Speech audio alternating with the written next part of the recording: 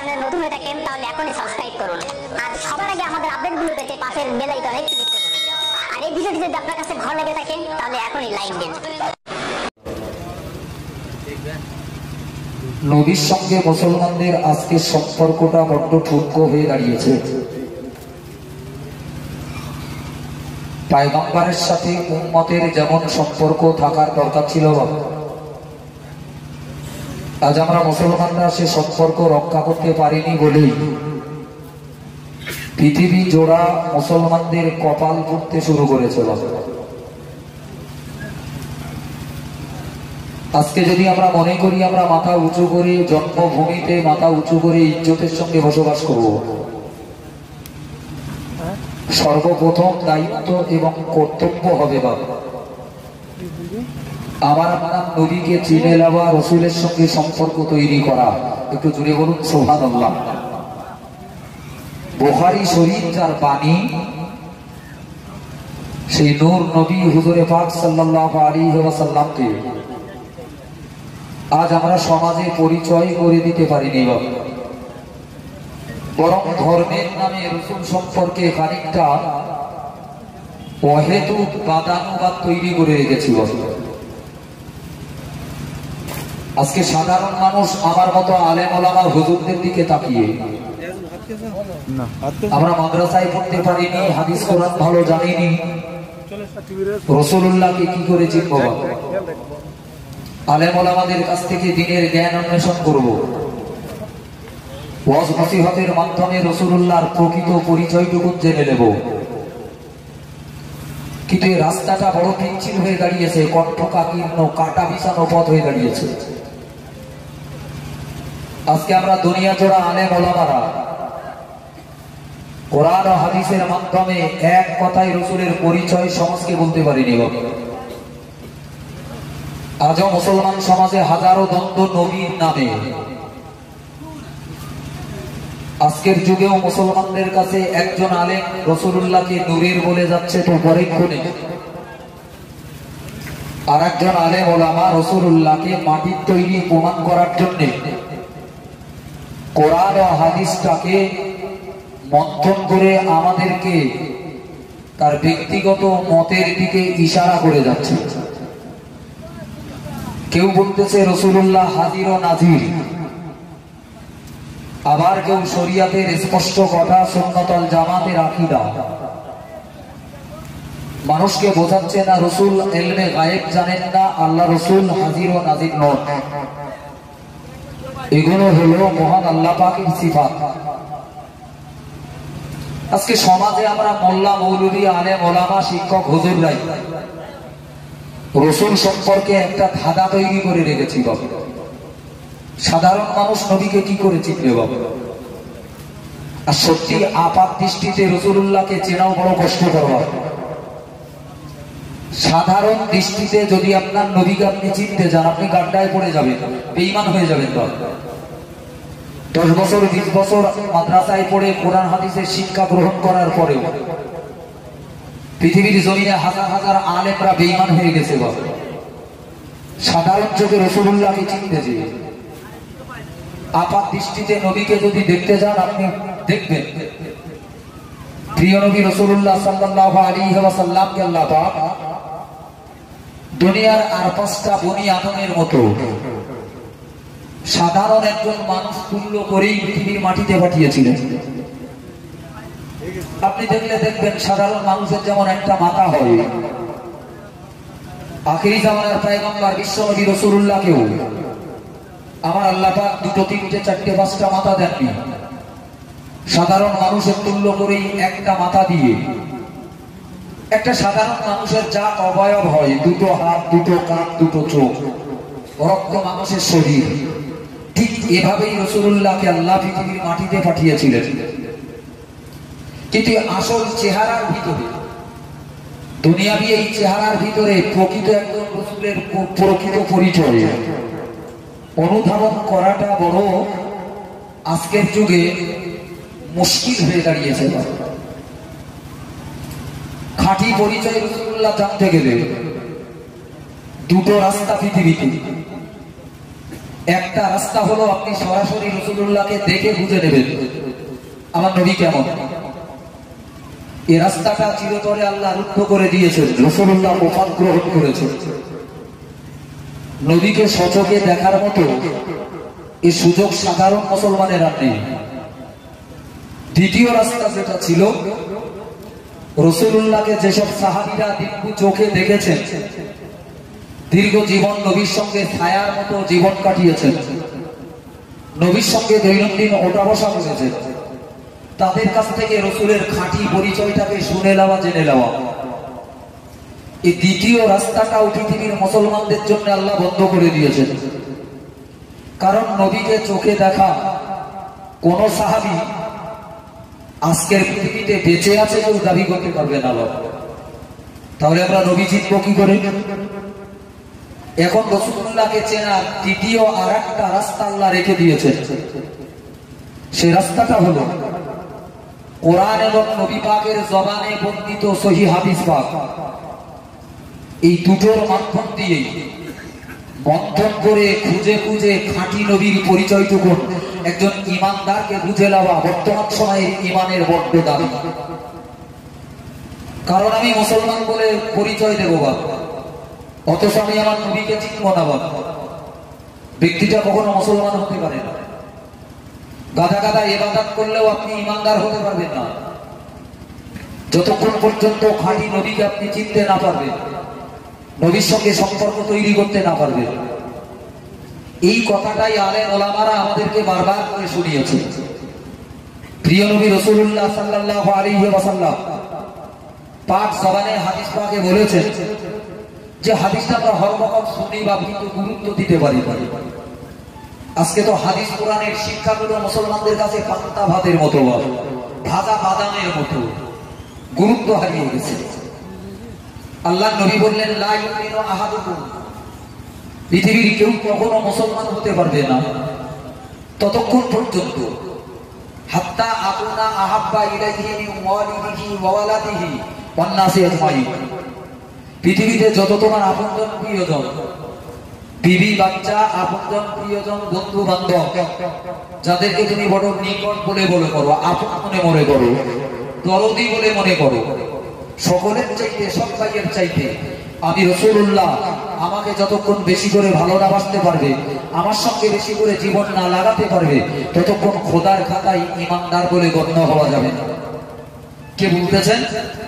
প্রিয় নবী রাসূলুল্লাহ সাল্লাল্লাহু আলাইহি ওয়াসাল্লাম। দুনিয়ার কোন আলেম ওলামা হুজুরের ফতোয়া টতোয়া হলে তো কেটে কুটে এদিক ওদিক করা যায় বাপ, কিন্তু রাসূলের কথা কাটা যায় বাপ?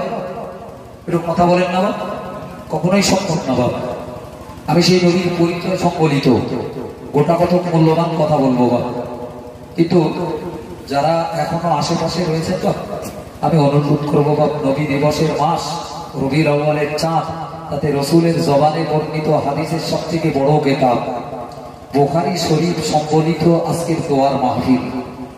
আজ আমাদের কপাল কত পুড়ে গেল বাপ, এক কাপ চা খাওয়ার জন্য মুসলমান ঘুর ঘুর করে ঘুরে বেড়াচ্ছে। শোবে বলে বাড়িতে হুম করে বাড়ির দিকে হেঁটেছে বাপ, এরা কপালে কি করে হেদায়েত চলবে বাপ? এরা কি করে নবী পাবে, কি করে নাজাত পাবে বাপ? ধৈর্যগুলো আমাদের হারিয়ে গেছে বাপ। দুনিয়ার আজে বাজে কাজে ঘন্টার পর ঘন্টা সময় ব্যবহার করি, কিন্তু যেখানে বসে আমার দুনিয়া এবং আখিরাতের মূল্যবান মণিমুক্ত সম দামি পাথরগুলো পুড়িয়ে দিয়ে বাড়ি যেতে পারবো না, সেখানকার কোনো দাম নেই। আল্লাহ হেদায়েত দান করেন, জোরে বলেন আল্লাহুম্মা আমিন। আর একটু জোরে বলেন আল্লাহুম্মা আমিন। বাবাজিরা, প্রিয় রাসূলের পরিচয় বলতে যে পৃথিবীর বড় বড় বড় বড় ইমামেরা অসংখ্য কিতাব লিখেছেন বাবা, আমি সবগুলোর পরিচয় আপনাকে বলতে পারবো না। বড় বড় ইমামেরা বড় বড় মোটা মোটা কিতাব লিখেছেন। সিয়াসাত্তার ইমাম সিয়াসাত্তার হাদিসও যিনি লিখেছেন, তিনি আমার রাসূলুল্লাহর একটা জীবনীর কিতাবও লিখেছেন। তিনি বলুন সুবহানাল্লাহ।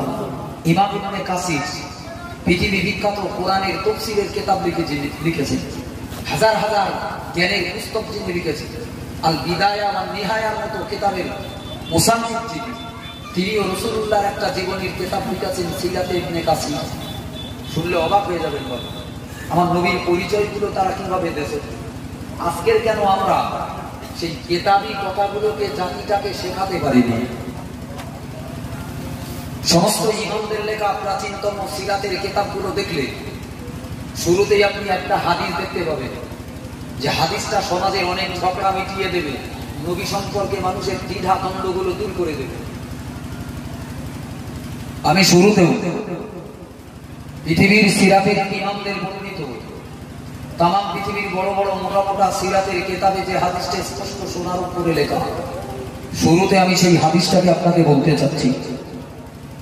রাসূলের প্রিয়তম সাহাবী হযরতে জাবের বিন আব্দুল্লাহ আনসারী রাদিয়াল্লাহু তাআলা আনহু, সাহাবীদেরকে দুটো লকাবে আখ্যায়িত করা যায়, একটা হলো আনসার আর একটা হলো মুহাজির।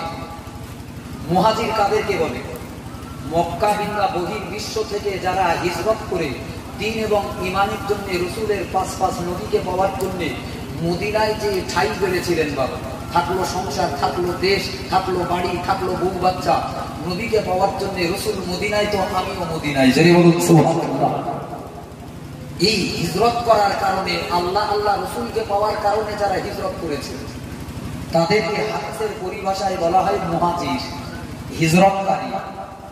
আর মদিনার আদি বাসিন্দা যারা ঈমান ইসলাম কবুল করার কারণে হিজরতকারী সাহাবীদেরকে বুকে টেনে নিয়ে সহযোগিতা করে বেরিয়েছিলেন, সেই সহযোগিতার ওয়াজ আমি আপনাদেরকে করতে পারবো না। আজ তো মুসলমানে হিংসার জাল বুনে রেখেছি। এক মুসলমান অপর মুসলমানের সঙ্গে দ্বিধা দ্বন্দ্বের জাল তৈরি করে রেখেছি। এত পরিমাণ হিংসা, এত পরিমাণ আমাদের ভিতরে কলহ দ্বন্দ্বগুলো বেড়ে গেছে। তো আনসার সাহাবী তাদেরকে বলে যারা মদিনার আদি বাসিন্দা, মুহাজির সাহাবীদেরকে যারা সাহায্য সহযোগিতা করেছিল।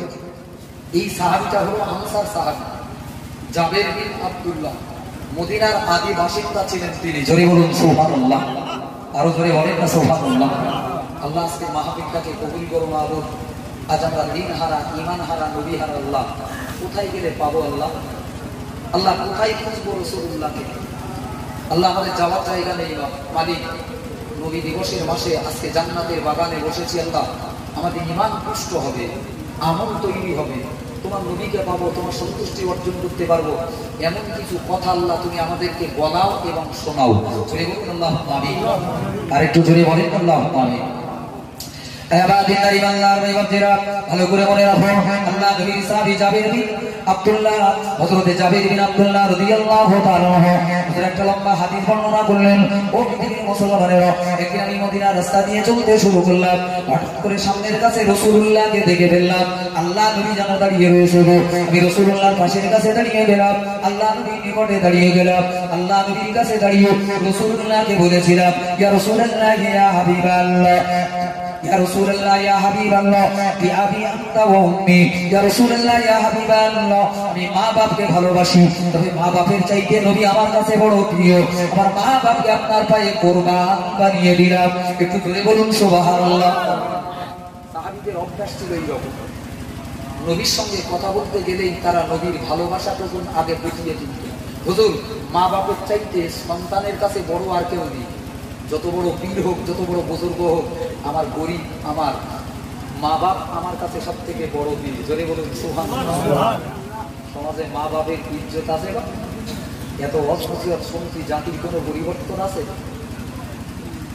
সাহাবীরা এই মা বাপকে পর্যন্ত নবীকে দেখলেই বলতো, হুজুর আমার মা বাপকে আপনার পায়ে কোরবান করে দিন। বিশ্বনবী খুশি হয়ে গেল, সাহাবীদের মুখের দিকে তাকিয়ে ডেকে বললেন, জাবের বিন আব্দুল্লাহ, তুমি আজকে আমাকে যেন কি একটা বলবে বলছো? জোরে বলেন, আর একটু জোরে হবে না সুবহানাল্লাহ? আরো জোরে বলেন না সুবহানাল্লাহ? পিছনে বসে আছেন, একটু পথ যদি শুনতে একটু সামনে আসেন না। আমাদের একটা বিরাট বাজে অভ্যাস, নবীর মজলিসে বসার একটা নিয়ম আছে, আদর আছে। সারা জীবন ওয়াজ শুনছি, কিন্তু কবে কাজে লাগাবো? এই ওয়াজগুলো কবে কাজে লাগাবো? মরিয়ে গেলি, মরিয়ে কাজে লাগিয়ে কিছু পাওয়া যাবে? আসেন না বাপ, সামনের দিকে আগিয়ে আসেন না। আল্লাহ কবুল করে।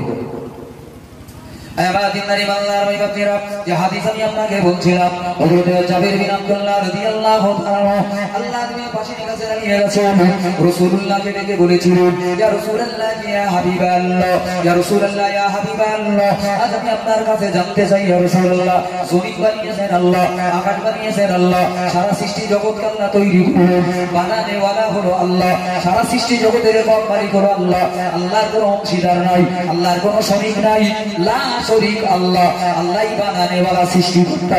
ইয়া রাসূলুল্লাহ, ইয়া হাবিবাল্লাহ, তবে আমি আপনার কাছে জানতে চাই, এই সারা সৃষ্টি জগতের ভিতরে আমার আল্লাহ পাক কোন জিনিসটাকে প্রথম বানিয়েছেন, প্রথম তৈরি করলেন, আমার আল্লাহ কাকে আল্লাহ প্রথম বানালেন? ইয়া রাসূলুল্লাহ, ইয়া হাবিবাল্লাহ, এই কথাটা জানার জন্য আমার মনে বড় প্রশ্ন জাগে।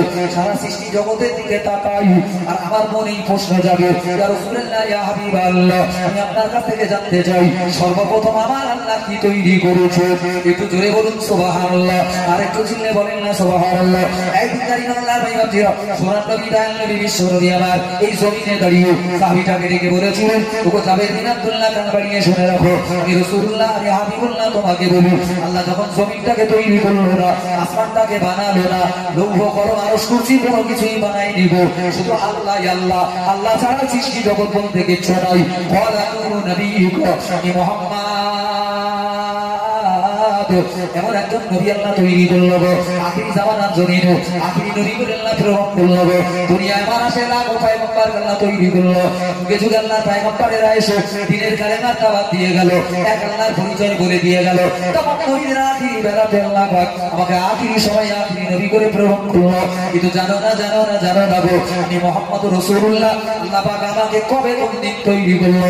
যেদিন আল্লাহ দুনিয়া বানাই নিব, আসমান তৈরি করলো না, ওয়ালাম ইয়াকুন ফি যালিকা ওয়াক্তি লাওহুন ওয়ালা কলামু ওয়ালা সামাউন, আসমান তৈরি করলো না, আল্লাহ লৌহ কলম আরশ কুরসি তৈরি হলো না, জমিন আসমান কোনো কিছুই বানালো না, সর্বপ্রথম আল্লাহ পাক তোমার নবীর নূরটাকে তৈরি করেছেন। একটু জোরে বলুন সুবহানাল্লাহ। ঈমান মজবুত করেন বাবা, হাজার হাজার মৌলবী বেরোবে, কোরআন হাদিসের ওয়াজ করবে, আপনাকে বোঝাতে চাইবে রাসূলুল্লাহ আর পাঁচটা মানুষের মতো মাটির তৈরি, মেনে নেওয়া যাবে বা কথা বলে শুনে কোনো লাভ হবে না বাপ। এখন সময়টা বড্ড নাজুক, হাজার দিক দিয়ে ডাকাত স্বরূপ হুজুর বেরোচ্ছে বাপ, আমার আপনার ঈমানটা কেড়ে নেওয়ার জন্য ডাকাতি করতেছে বাপ। অতি সাবধানতার সময়, আমল কম হোক কিন্তু ঈমানে যেন কোনো ডাকাতি করতে না পারে। জোরে বলুন সুবহানাল্লাহ, আরো জোরে বলেন না সুবহানাল্লাহ।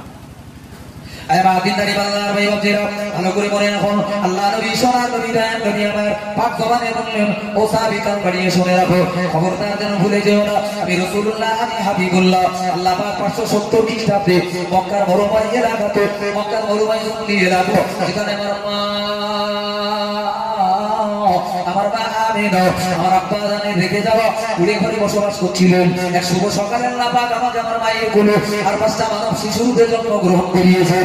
এখান থেকে তোমার নবীর জীবন শুরু মনে করা, তোমার নবীকে আল্লাহ কেমন কুদরতি কিভাবে তৈরি করলেন, ও দিনদারি বাংলার ভাই বাপজিরা, ইমামেরা বর্ণনা করলেন, সারা সৃষ্টি জগৎ আল্লাহ তৈরি করার 1000 বছর আগে যখন শুধু আল্লাহ আল্লাহ, তখনই আমার আল্লাহ পাক আমার নবীর অস্তিত্ব তৈরি করেছেন। একটু জোরে বলুন সুবহানাল্লাহ। আজ এই নবী সম্পর্কে আমার আপনার মনটাকে একেবারেই বেঁধে দিতে হবে বাবা, স্থির তৈরি করতে হবে। গাদা গাদা নামাজ পড়ে কোনো ফায়দা পাবো না বাবা, জিকির করে কোনো লাভ নেই যদি নবী সম্পর্কে ভুল ঈমান আকীদা যদি আপনার পরিচয় বসে থাকে। নবী হলো ঈমান, ধরে বলুন সুবহানাল্লাহ। নবী কি? নবী হলো ঈমান। শুধু আল্লাহকে মানার নাম ঈমান নয় বাবা, আমি লম্বা বিস্তারিত বলতে পারবো না। দিনদারি বাংলার ভাই বাপজিরা, আরেকটা হাদিস আমি আপনাকে বলে দিয়ে যাই, মনে রাখুন। হাদিসটা বর্ণনা করলেন আল্লাহ নবী সাহাবী হযরত জাবের, হযরত আবু হুরায়রা রাদিয়াল্লাহু তাআলা আনহু। ও দিনদারি বাংলার ভাই বাপজিরা, কিতাবের বর্ণনায় লেখা আল্লাহ নবী সাহাবী আবু হুরায়রা রাদিয়াল্লাহু তাআলা আনহু সাহাবীদের ভিতরে এক শীর্ষতম নাম, যিনি সবথেকে বেশি হাদিস বর্ণনা করলেন। আল্লাহ নবী জবানে বর্ণিত 1009 লাখ হাদিস তিনি বর্ণনা করলেন। ও দিনদারি বাংলার ভাই বাপজিরা, হুজুর বললেন, একদিন আমি চলতে চলতে নবী পাকের মাহফিল নবী পাকের মজলিস, আল্লাহ নবী মাহফিলে যে বসে পড়লাম, অসংখ্য সাহাবীরা আল্লাহ নবী সাহাবীরা আল্লাহ নবী মাহফিলে বসে রয়েছেন, নবী আমার নসিহত করতেছেন, ঈমানের কথাগুলো সাহাবীরা শুনতেছেন। আমি আবু হুরায়রা আল্লাহ নবী মাহফিলের এক কিনারায় বসে রয়েছি, হঠাৎ করে আমার দয়াল নবী বীরের নবী দরদী নবী আবার আমাদেরকে লক্ষ্য করে বললেন, সাহাবীরা আল্লাহ পাক আমাকে আখিরি জামানার নবী তৈরি করলো, শেষ জামানার পয়গম্বর আল্লাহ বানিয়ে দিল। ও সাহাবীরা আজকে আমার কাছে জিবরাইল আলাইহিস সালাতু ওয়াস সালাম সব ফেরেশতাদের বড় ফিরিস্তা আল্লাহ তাকে তৈরি করলো, যাকে নবীদের কাছে ওহীর বার্তা বাহক বানিয়ে দিল। এই জিবরাইল আলাইহিস সালাতু ওয়াস সালাম আমার কাছে আগমন করেছিল। জিবরাইল আমার কাছে আসে, বাবা জিবরাইল কোন ওলি আল্লাহ কি বুজুর্গের কাছে আসে? কথা বলেন, আসে আসে আস্তাগফিরুল্লাহ। জিবরাইল আসে, জিবরাইল শুধু নবীদের কাছে আসে, জোরে বলুন সুবহানাল্লাহ। আমার কাছে আসে ওহী বার্তা বাহক, আর ওহী তো শুধু নবীদের কাছে পাবো। আমার সোনা মানিকেরা, সোনার চাপাই বাপজিরা, নবীরাই কেবলমাত্র বেগুনা মাসুম, তাদের কোনো গুনাহ ছিল না। এছাড়া যত বড় পীর বুজুর্গ ছোটখাটো ত্রুটি বিচ্যুতি থাকবেই থাকবে, এতে কেউ খালি নেই। বাবা রাসূলুল্লাহ হাদিস পাকে বলতেছেন, ও সাহাবীরা সেই জিবরাইল না আমার কাছে এসেছিল। আপনারা অনেকে শুনে রেখেছেন, তবু মনে করিয়ে দিয়ে আপনাদের পরিচয়টা আজকের সময়ে কান পাতলেই শুনতে পাবেন। 570 খ্রিস্টাব্দে রাসূলুল্লাহ এই রবিউল আউয়ালের তারিখ 12 তারিখে, তারিখ চালিয়ে যদিও মতভেদ রয়েছে, বাবা সোমবারের শবে সাদেকের সময় বা আমিনার কোন আলোকিত করে এসেছিল। 40 বছর বয়সে নবুয়ত পেয়েছিলেন। কত বছর? আপনারা কথা বলছেন না, রাগ হচ্ছে? আল্লাহ আল্লাহ তুমি আমাদের কলিজায় এবং নবীর মায়া দাও আল্লাহ, আল্লাহ আমাদের বুকটা রাসূলের মহব্বতে ভরে দাও আল্লাহ। যদি কোন আল্লাহ কিলে যাবে বাপ, দুদিন পরে তো সময় আসতেছে বাপ, বেলা ডুবে যাবে বাপ, তুই লাশ হয়ে যাবি। গ্রামের মাইকে ঘোষণা করবে অমুক মারা গেছে, বেলা 2টোর সময় জানাজা। কিলে যাবি, কবরে যাওয়ার সাথে সাথে রাসূলুল্লাহ চেহারাটাকে আপনার সামনে এনে আপনাকে প্রশ্ন করবে, হাজার রজুল এই ব্যক্তিটাকে কি তুমি চেনো? আপনার মুখ দিয়ে যদি না বেরিয়ে যায় না চিনি না, জাহান্নামের আযাব শুরু হয়ে যাবে বাবা। আর যারা দুনিয়ায় একটু নবীর খুঁজে ছিল বাবা, আমরা তো সব টাকা খোঁজার লোক বাবা, সকাল থেকে সন্ধ্যা পর্যন্ত শুধু কামড়া কামড়ি হিসরা হিসরি দৌড়াদৌড়ি করতেছি, অনেকে দুটো টাকা পাবো বাবা। আল্লাহ হারিয়ে গেছে, আমার জীবন থেকে নবী হারিয়ে গেছে, তার জন্য কোনো দেখা নেই বাবা। এমনি কি আর কপাল পুড়েছে বাপ মুসলমানকে, এমনি কি আর লেটচ্ছে গরু ছাগলের মতো বেঈমানেরা। অতীত জামানার দিকে তাকিয়ে দেখুন, যে জামানার মুসলমানদের কলিজা শুধু নবীর মহাব্বতে ভরা বাপ, নবী ছাড়া কিচ্ছু চিনত না। খোদার কসম সারা পৃথিবীর তাবৎ তাবৎ শক্তিমান বিশ্বগুলো তাদের পা ধুয়ে পানি খেয়েছে, জোরে বলুন সুবহানাল্লাহ। কেন চকচকে জামা তাদের গায়ে ছিল না বাবা, তালিমারা চটের জামা গাইতে ঘুরে বেরিয়েছে ফকিরের মতো, মাথা গোজার ঠাঁই নেই, গাছতলায় জীবন কাটিয়েছে। কিন্তু আল্লাহ তাদের কি ইজ্জত দিয়েছে, আল্লাহ তাদের কি শান দিয়েছে, শুধু রাসূলের পরিচয় নবীর মহব্বত বুকে থাকার কারণে। আজ আমার গা বুক হাতড়ালি, আমি নামাজি হই, আমি হাজি হই, আমি মোল্লা মৌলভী হই, আমি ইমাম হই, আমি মুসল্লি হই, আমার গা বুকে সেই মহব্বত আর নেই বাবা।